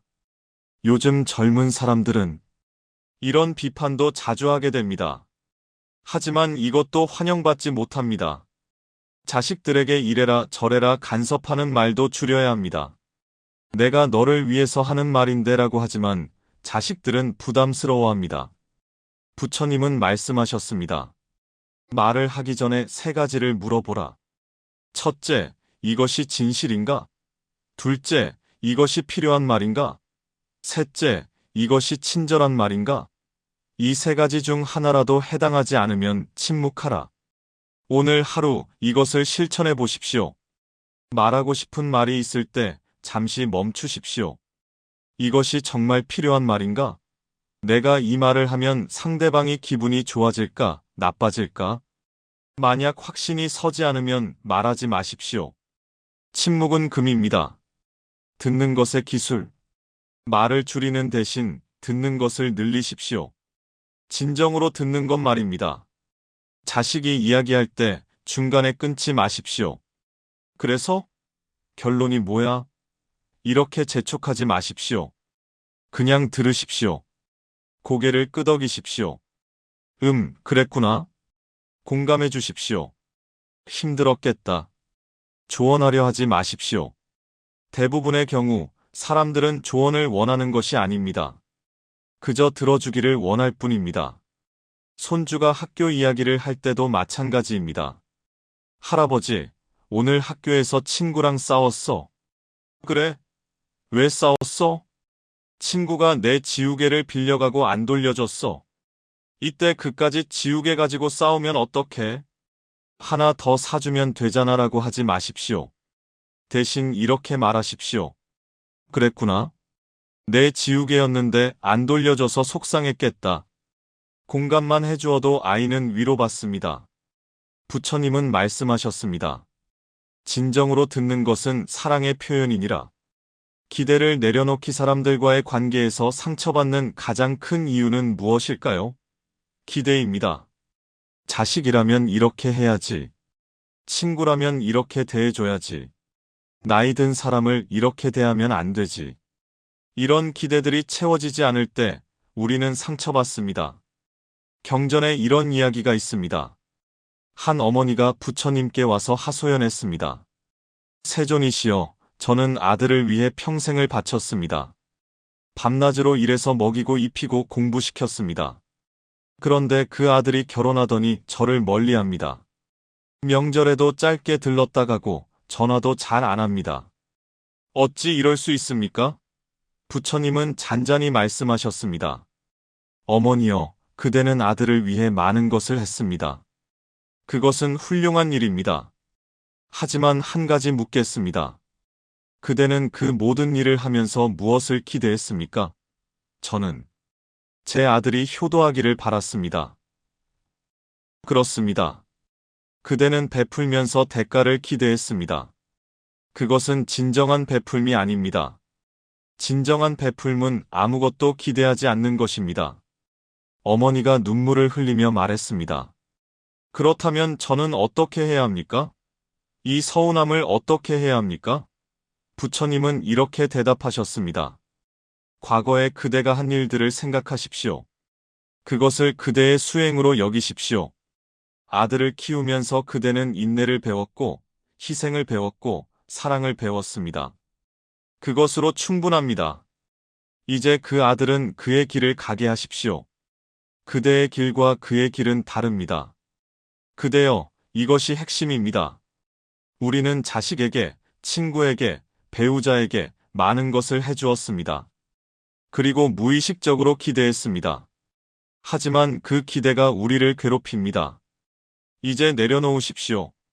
나는 내가 할 수 있는 일을 했다. 그것으로 충분하다. 나는 대가를 바라지 않는다. 이렇게 생각하는 순간 자유로워집니다. 용서의 힘 누군가 그대에게 상처를 주었습니까? 그 상처를 계속 안고 살아가겠습니까? 아니면 내려놓겠습니까? 용서는 상대방을 위한 것이 아닙니다. 용서는 그대 자신을 위한 것입니다. 미움과 원망을 품고 사는 것은 뜨거운 석탄을 손에 쥐고 있는 것과 같습니다. 그것을 상대방에게 던지려고 하지만 정작 화상을 입는 것은 그대의 손입니다. 부처님 당시에 이런 일이 있었습니다. 한 남자가 부처님께 와서 말했습니다. 세존이시여, 저는 제 형제를 용서할 수 없습니다. 그는 제 재산을 가로챘습니다. 저를 속였습니다. 제가 어찌 그를 용서할 수 있겠습니까? 부처님은 물으셨습니다. 그대는 그 형제를 미워한 지 얼마나 되었는가? 10년이 넘었습니다. 10년 동안 그대는 행복했는가? 남자는 고개를 저었습니다. 아닙니다. 매일 그 생각에 괴로웠습니다. 그렇다면 그대를 괴롭힌 것은 누구인가? 그대의 형제인가? 아니면 그대 자신인가? 남자는 아무 말도 할 수 없었습니다. 부처님은 계속 말씀하셨습니다. 그대의 형제는 10년 전에 그대에게 잘못을 했다. 그것은 사실이다. 하지만 그 이후 10년 동안 그대를 괴롭힌 것은 그대 자신이다. 그대가 그 기억을 붙잡고 있었기 때문이다. 용서하라. 그것은 그대의 형제를 위한 것이 아니다. 그대 자신을 위한 것이다. 그 뜨거운 석탄을 손에서 내려놓으라. 그대여, 지금 생각해 보십시오. 누군가에 대한 원망을 품고 계십니까? 자식에 대한 서운함, 배우자에 대한 섭섭함, 친구에 대한 배신감. 그것을 10년, 20년 안고 살아왔습니까? 이제 내려놓으십시오. 꼭 만나서 용서한다고 말할 필요도 없습니다. 마음속으로만 용서해도 됩니다. 그래, 그때는 그럴 수밖에 없었겠지. 그 사람도 힘들었을 거야. 이제 놓아주겠다. 이렇게 말하는 순간 무거운 짐이 내려집니다. 홀로 평화롭게 인간관계에서 가장 중요한 것은 무엇일까요? 다른 사람들과 잘 지내는 것? 사랑받는 것? 인정받는 것? 아닙니다. 가장 중요한 것은 홀로 평화로운 것입니다. 부처님은 이렇게 말씀하셨습니다. 다른 사람이 그대를 어떻게 생각하든 그것은 그들의 문제이니라. 그대가 그대 자신과 평화롭다면 그것으로 충분하니라. 다른 사람들이 그대를 좋아하지 않을 수도 있습니다. 그대를 비판할 수도 있습니다. 그대를 오해할 수도 있습니다. 괜찮습니다. 그들의 생각을 바꾸려고 애쓰지 마십시오. 그들에게 이해받으려고 애쓰지 마십시오. 그저 그대 자신과 평화롭게 지내십시오. 나는 내가 할 수 있는 최선을 다했다. 내 양심에 떳떳하다. 다른 사람들이 어떻게 생각하든 나는 나와 평화롭다. 이것이 진정한 자유입니다. 덕담을 나누는 지혜 말을 줄이라고 했지만 해야 할 말도 있습니다. 좋은 말, 따뜻한 말, 격려하는 말입니다. 누군가를 만났을 때 비판하지 마십시오. 칭찬하십시오. 요즘 안색이 좋아 보이네. 옷이 참 잘 어울려. 목소리가 밝아 보여서 좋구먼. 이런 작은 말들이 사람의 마음을 따뜻하게 합니다. 자식에게도 마찬가지입니다. 왜 더 자주 안 오니? 라고 말하는 대신 바쁜데 와줘서 고마워라고 말하십시오. 너 살 좀 빠져야겠다라고 말하는 대신 건강하게 보여서 다행이야라고 말하십시오. 부처님은 말씀하셨습니다. 친절한 말은 씨앗과 같으니라. 심으면 언젠가 꽃을 피우느니라. 오늘 한 사람에게라도 좋은 말을 건네보십시오. 그 말이 돌고 돌아 언젠가 그대에게 다시 돌아올 것입니다. 경계 설정하기 하지만 모든 것을 다 참으라는 뜻은 아닙니다. 어떤 사람들은 그대의 친절을 당연하게 여깁니다. 계속 요구하고 계속 기대합니다. 이럴 때는 부드럽지만 단호하게 경계를 설정해야 합니다. 미안하지만 그것은 내가 할 수 없는 일이야. 나도 내 시간이 필요해. 오늘은 혼자 있고 싶어. 이렇게 말하는 것이 이기적인 것이 아닙니다. 이것은 자기를 돌보는 것입니다. 부처님은 말씀하셨습니다. 자신을 먼저 돌보지 못하는 자는 다른 이를 제대로 돌볼 수 없느니라. 비행기에서 산소 마스크가 내려오면 자신부터 먼저 착용하라고 합니다. 그래야 다른 사람을 도울 수 있기 때문입니다. 인간관계도 마찬가지입니다. 그대 자신이 먼저 평화로워야 다른 사람과도 평화롭게 지낼 수 있습니다. 명상 가이드 사용서와 자비의 명상 4번째 명상을 함께 하겠습니다. 편안히 앉으십시오. 눈을 감으십시오. 먼저 그대 자신을 떠올리십시오. 마음속으로 말하십시오. 나 자신을 용서합니다. 완벽하지 못해도 괜찮습니다. 실수해도 괜찮습니다. 나는 나를 사랑합니다. 3번 반복하십시오. 이제 그대에게 상처를 준 사람을 떠올리십시오. 처음에는 거부감이 들 수 있습니다. 괜찮습니다. 천천히 해보십시오. 그 사람의 얼굴을 떠올리십시오. 그리고 상상해 보십시오. 그 사람도 누군가의 자식입니다. 그 사람도 고통을 겪었을 것입니다. 그 사람도 완벽하지 않습니다. 마음속으로 말하십시오. 나는 당신을 용서합니다. 당신도 힘들었겠지요. 나는 이제 당신에 대한 원망을 내려놓습니다. 어렵다면 한 번만 말해도 됩니다. 억지로 할 필요는 없습니다. 하지만 시도는 해보십시오. 이제 그대가 사랑하는 사람을 떠올리십시오. 자식이든 손주든 배우자든 친구든 상관없습니다. 마음속으로 말하십시오.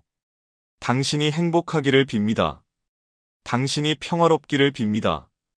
당신이 건강하기를 빕니다. 마지막으로 모든 존재를 향해 마음을 넓히십시오. 모든 존재가 행복하기를, 모든 존재가 평화롭기를, 모든 존재가 고통에서 자유롭기를. 잠시 침묵 천천히 눈을 뜨십시오. 마음이 조금 더 가벼워지셨습니까? 부처님의 마지막 가르침. 부처님께서 열반에 드시기 바로 전날 밤의 일입니다. 제자들이 모여 앉아 있었습니다. 모두들 슬픔에 젖어 있었습니다. 위대한 스승을 곧 잃게 될 것이기 때문입니다. 부처님은 제자들을 둘러보시며 마지막 말씀을 하셨습니다. 제자들이여 슬퍼하지 마라. 만남이 있으면 헤어짐이 있는 법이니라. 태어난 것은 반드시 죽느니라. 이것이 자연의 이치이니라. 그리고 이렇게 덧붙이셨습니다. 내가 그대들에게 마지막으로 당부하노니 게으르지 마라. 부지런히 정진하라. 제자들은 놀랐습니다. 죽음을 앞두고도 게으르지 마라고 말씀하시다니. 한 제자가 물었습니다. 세존이시여, 무엇을 부지런히 하라는 말씀이십니까? 부처님은 대답하셨습니다. 매 순간을 깨어 있으라. 매 순간을 온전히 살아라. 과거에 머물지 말고 미래를 걱정하지 말라. 지금 이 순간, 오직 이 순간만을 살아라. 그리고 평화롭게 눈을 감으셨습니다. 부처님의 마지막 가르침은 결국 이것이었습니다. 지금 여기를 살아라. 오늘이 마지막 날이라면 그대여 상상해 보십시오. 오늘이 그대 인생의 마지막 날이라면 그대는 무엇을 하시겠습니까? 어떤 사람들은 이렇게 대답합니다. 가족들을 만나고 싶어요. 맛있는 음식을 먹고 싶어요. 아름다운 곳을 보고 싶어요. 사랑한다고 말하고 싶어요. 좋습니다. 그렇다면 왜 오늘 하지 않습니까? 왜 가족을 만나는 것을 미루십니까? 나중에, 다음에 하면서 말입니다. 왜 좋아하는 음식을 먹지 않으십니까? 건강에 안 좋으니까, 비싸니까 하면서 말입니다. 왜 가고 싶은 곳에 가지 않으십니까? 몸이 불편해서, 돈이 아까워서 하면서 말입니다. 왜 사랑한다고 말하지 않으십니까? 말하지 않아도 알겠지, 쑥스러워서 하면서 말입니다. 그대여, 우리에게 내일이 있다는 보장은 없습니다. 오늘 밤 잠들고 나면 내일 아침 깨어난다는 보장은 어디에도 없습니다. 그렇다면 오늘을 마지막처럼 살아야 하지 않겠습니까? 마지막처럼, 그러나 평온하게. 하지만 여기서 조심해야 할 것이 있습니다. 오늘이 마지막이다라고 생각하며 불안해하거나 조급해하면 안 됩니다. 아, 큰일이다. 오늘이 마지막인데 할 일이 너무 많아. 서둘러야 해. 이것은 부처님의 가르침이 아닙니다. 부처님은 평온하게라고 하셨습니다. 마지막 날이라고 해서 뭔가 특별한 일을 해야 하는 것이 아닙니다. 그냥 평범한 일상을 온전히 깨어서 감사하며 살아가면 됩니다. 아침에 일어나 세수할 때 물의 차가움을 느끼십시오. 아, 시원한 물이구나. 이 물이 내 얼굴을 씻어주는구나. 아침을 먹을 때 한 입 한 입 천천히 씹으십시오. 이 밥이 내 몸을 살리는구나. 감사하다. 창밖을 볼 때 정말로 보십시오. 저 나무의 잎이 바람에 흔들리는구나. 참 아름답다. 누군가와 이야기할 때 진심으로 듣고 진심으로 말하십시오. 이것이 마지막처럼 그러나 평온하게 사는 것입니다. 작은 것에 감사하기. 우리는 너무 큰 것만 찾습니다.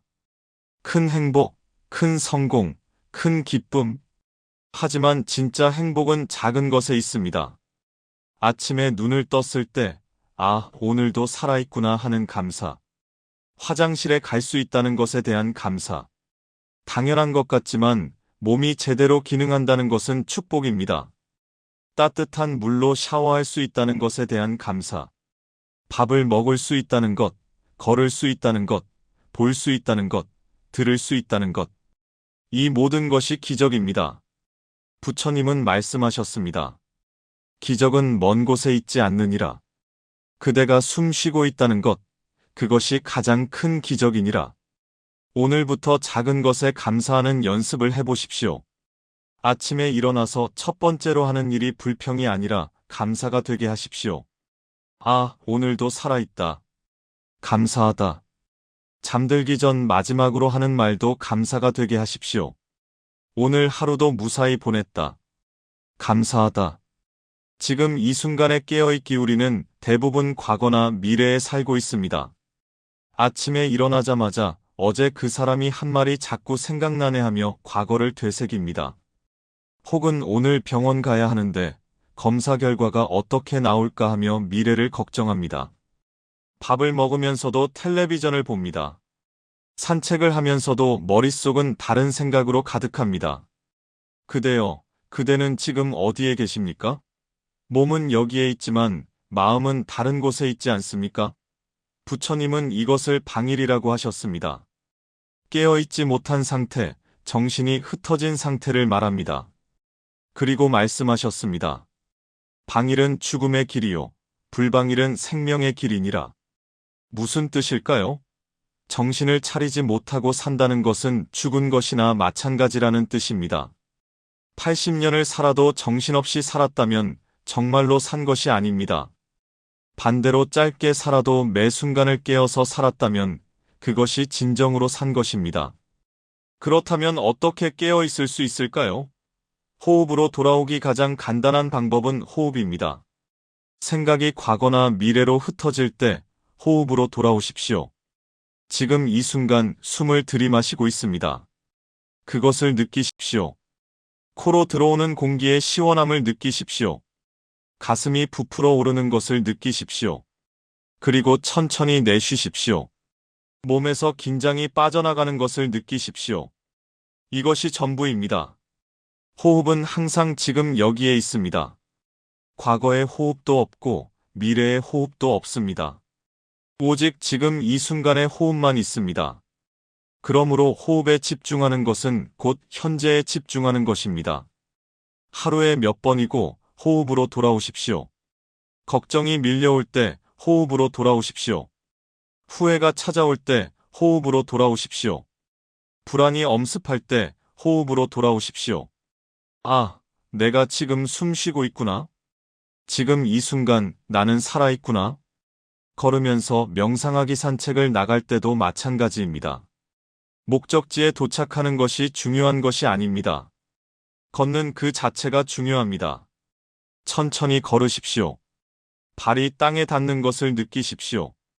왼발, 오른발, 왼발, 오른발. 발바닥이 땅을 밟는 느낌을 관찰하십시오. 체중이 한쪽 발에서 다른 쪽 발로 옮겨가는 것을 느끼십시오.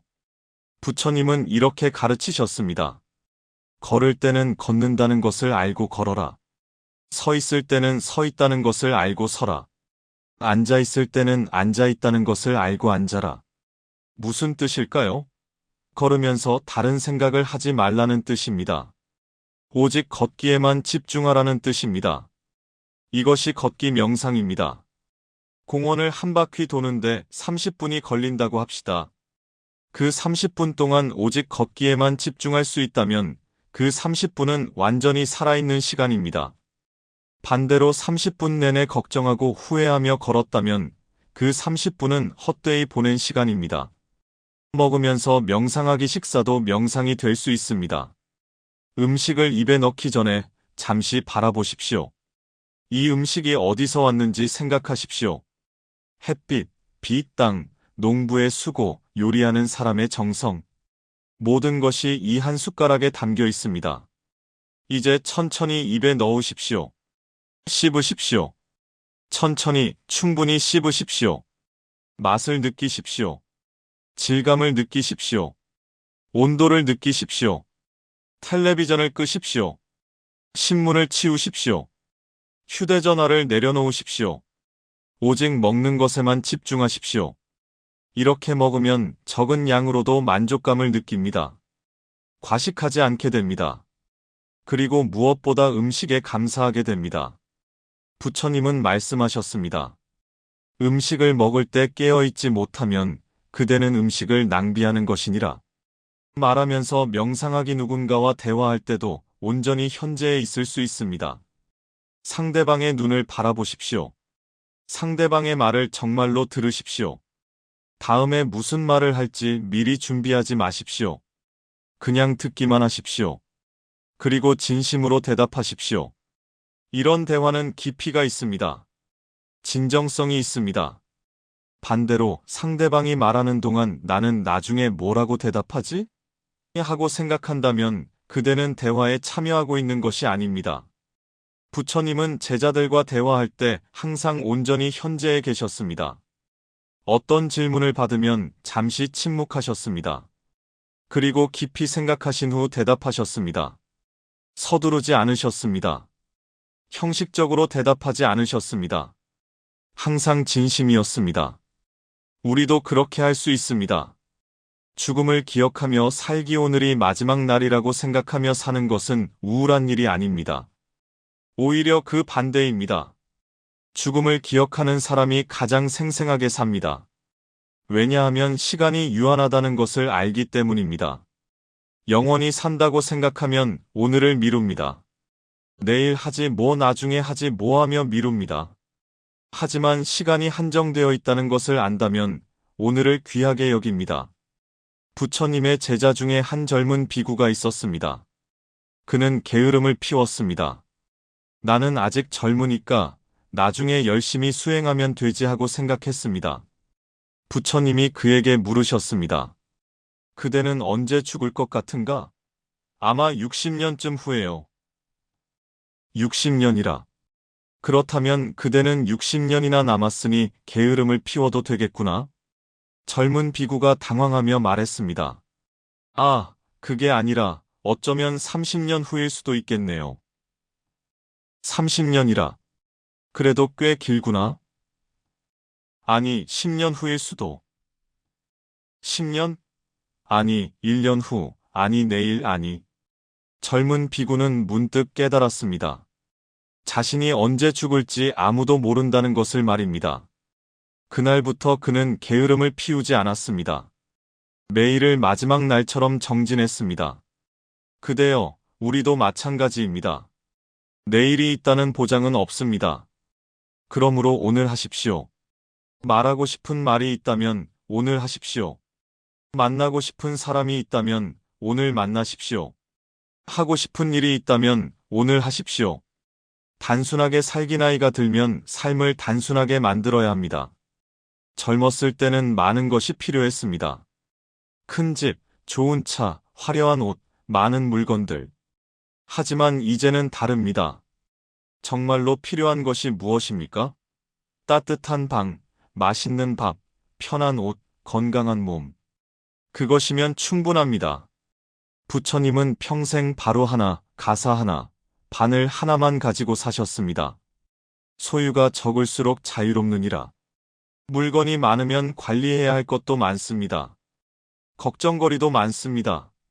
하지만 물건이 적으면 가볍습니다. 자유롭습니다. 집 안을 둘러보십시오. 정말로 필요한 것이 얼마나 됩니까? 오래전에 산 것, 쓰지 않는 것, 먼지만 쌓이는 것들이 얼마나 많습니까? 하나씩 정리해 보십시오. 물건을 버리는 것이 아닙니다. 필요한 사람에게 주는 것입니다.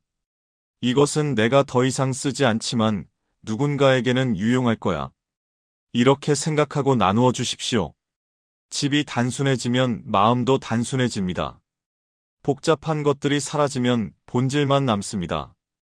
그리고 그 본질 속에서 평화를 발견합니다.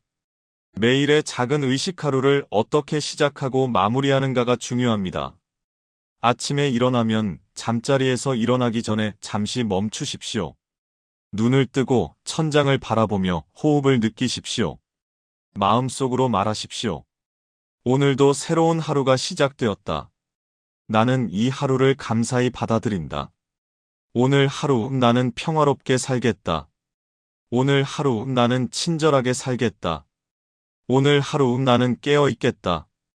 이것이 아침 의식입니다. 단 1분이면 됩니다. 하지만 이 1분이 하루 전체의 톤을 결정합니다. 저녁에 잠들기 전에도 의식을 가지십시오.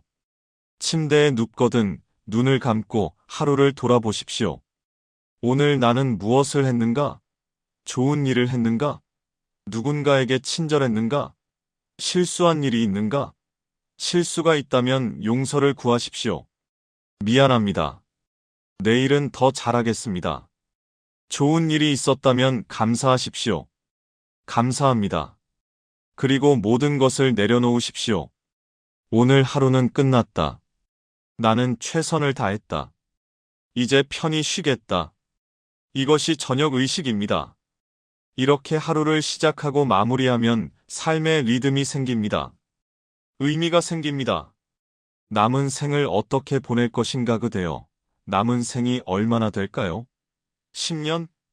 20년? 30년? 아무도 모릅니다. 하지만 한 가지는 확실합니다. 그 시간은 유한하다는 것입니다. 그렇다면 어떻게 보내시겠습니까? 후회하며 보내시겠습니까? 내가 젊었을 때 이렇게 했더라면 하며 말입니다. 걱정하며 보내시겠습니까? 앞으로 어떻게 되려나 하며 말입니다. 아니면 평화롭게 감사하며 깨어서 보내시겠습니까?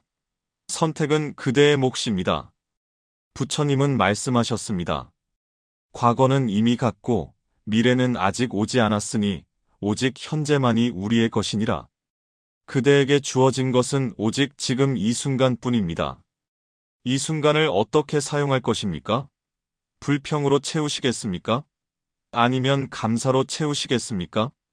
원망으로 채우시겠습니까? 아니면 용서로 채우시겠습니까?